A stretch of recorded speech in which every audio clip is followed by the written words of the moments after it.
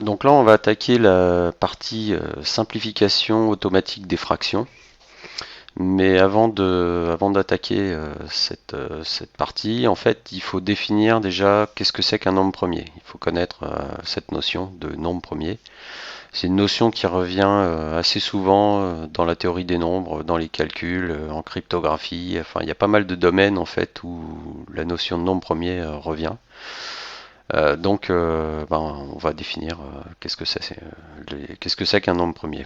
Donc pour commencer, on va se placer, on va revenir sur n, donc l'ensemble des entiers positifs, et on va définir l'ensemble des nombres premiers, c'est l'ensemble des entiers naturels qui ont exactement deux diviseurs distincts dans n, c'est-à-dire 1 et eux-mêmes. Alors la définition est un peu compliquée comme ça au premier abord quand on ne l'a jamais vu. On va commencer par prendre les exemples des plus petits entiers. On va commencer par 0, 1, 2, et après on va continuer 3, 4, on va voir. Et vous allez vite comprendre que en fait c'est beaucoup plus simple que ça en a l'air en fait. Donc on va reprendre la définition exactement mot à mot et on va l'appliquer déjà pour les premiers entiers 0, 1, 2 et on va voir sur les entiers suivants, les quelques entiers suivants comment ça marche. Et après, on verra une règle qui permet de simplifier cette notation-là, mais qui est équivalente à cette définition. Alors 0, c'est pas un nombre premier. Donc, comment on voit ça? En fait, on veut exactement deux diviseurs distincts. Donc on va chercher les diviseurs dans n. Diviseur dans n, ça veut dire que si on prend 0 et qu'on le divise par un entier, on doit obtenir un nombre qui est dans n.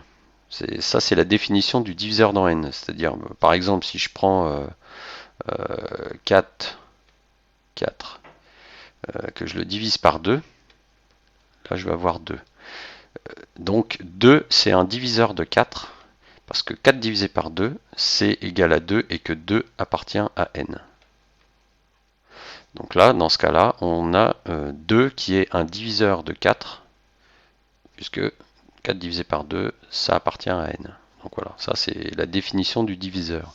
Donc on va faire les opérations, on va regarder qu'est-ce qui se passe quand on a 0 ici.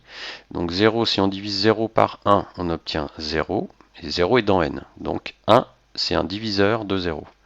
Ensuite, si je fais 0 divisé par 2, j'obtiens toujours 0, et 0 est dans n. Donc 2 est aussi un diviseur de 0. Pareil pour 3, pareil pour 4, pareil pour en fait tous les nombres entiers jusqu'à l'infini en fait. Donc ce qui se passe, c'est que 0, il a une infinité de diviseurs, on a vu, donc 1, 2, 3, etc. jusqu'à l'infini, dans n. Donc, nous, ce qu'on veut, les nombres premiers, ils sont les nombres entiers naturels qui ont exactement deux diviseurs distincts dans n. Alors là, on en a au moins 3. Donc ça veut dire que 0 ne peut pas être premier. Bon, ça c'est pour 0. On va continuer avec 1. Alors 1, il n'est pas premier non plus. Alors on va voir pourquoi. Si on a 1 qu'on divise par 1, ça nous donne 1, et 1 est dans n. Donc 1 est bien un diviseur entier de 1. Si on a 1 divisé par 2, 1 divisé par 2 ça fait 0,5, 0,5 n'est pas dans n. Donc 2 n'est pas un diviseur de 1 dans n. Pareil pour 3, 1 divisé par 3 ça fait 0,3 motif à l'infini, donc c'est pas dans n, etc. Si je divise par 4, par 5, j'aurai jamais un nombre entier.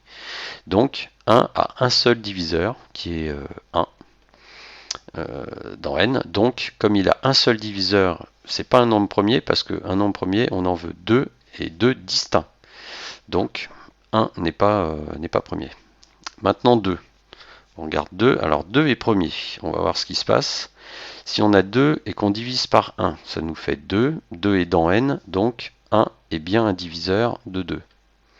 Maintenant, si on divise 2 par 2, ça fait 2 divisé par 2, ça fait 1. 1, il est dans n, donc 2 est bien un diviseur de 2. Si on fait 3, on a 2 tiers, ça fait 0,6 motifs périodiques. Donc ça, c'est pas dans n, donc 3 n'est pas un diviseur de 2. Et après, si on continue, 2 divisé par 4, 2 divisé par 5, 2 divisé par 6, on n'aura jamais non plus un nombre entier. Donc là, qu'est-ce qu'on a? On a deux diviseurs distincts, 1 et 2. Les deux sont dans n, et en fait, qu'est-ce qu'on a? Donc, on cherche pour savoir si 2 est premier, et en fait, qu'est-ce qu'on a? Les diviseurs, c'est 1 et 2. Donc les diviseurs, c'est 1 et eux-mêmes parce que on part de 2. Donc les deux diviseurs et les deux seuls diviseurs de 2, c'est 1 et lui-même. Donc 2, c'est un nombre premier.